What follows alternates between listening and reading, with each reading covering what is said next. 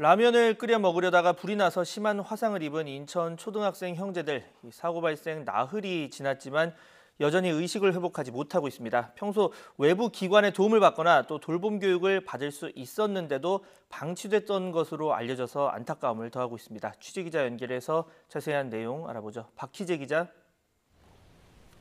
네, 저는 모 화상 전문병원에 나와 있습니다. 네, 참 전할 때마다 안타깝다는 생각이 드는 사건입니다. 지금 아이들 상태 어떻습니까? 네, 안타깝게도 추가적으로 들려오는 소식은 없습니다. 어젯밤을 기준으로 이 형제들이 여전히 의식불명 상태인 것으로 전해졌는데요. 제가 나와 있는 이곳 모 화상 전문병원 중환자실에 이 형제들이 입원해서 치료를 계속 이어오고 있습니다.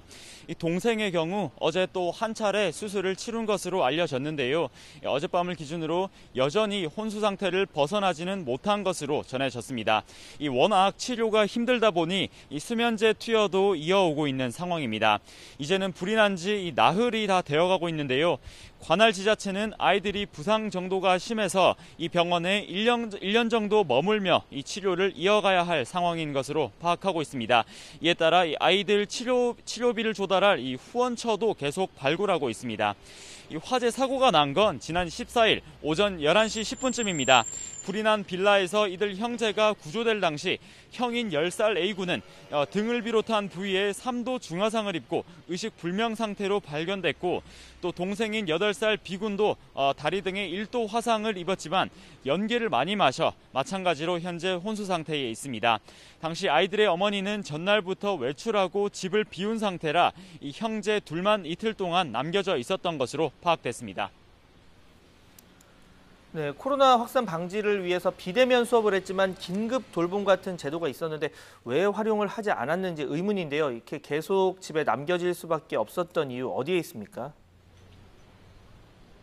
네, 일단 학교 상황 먼저 전해드리면 코로나19로 인해 학교에서는 이 비대면 원격 수업이 진행되고 있었습니다.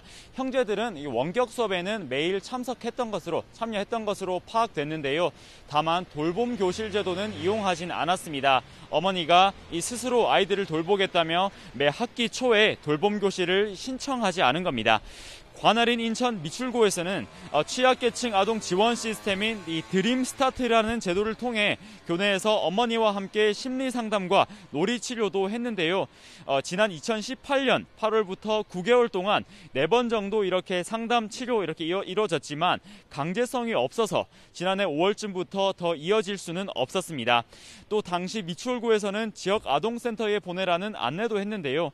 어머니는 홀로 자활근로를 하고 있어 생계가 바쁘다는 이유로 입소 관련 서류를 제출하지 않은 것으로 파악됐습니다.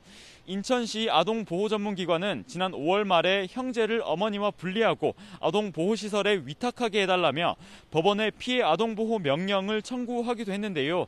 법원은 당시 분리조치 대신에 1년 동안 형제들이 상담받아야 한다고 판단했지만 이 코로나19 사태와 관련해서 이 상담은 실제로 한 번도 이뤄지지 않은 것으로 파악됐습니다.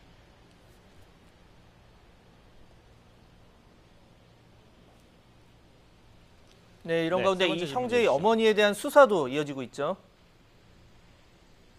네, 그렇습니다. 지난해부터 아동보호 전문기관에 엄마가 아이들을 방치했다는 이웃들의 신고가 3건 정도 접수됐습니다. 이 수사를 의뢰받은 경찰은 아동복지법상 방임 혐의와 또 신체적 학대 혐의로 어머니를 입건해 지난달 기소 의견으로 검찰에 송치했습니다.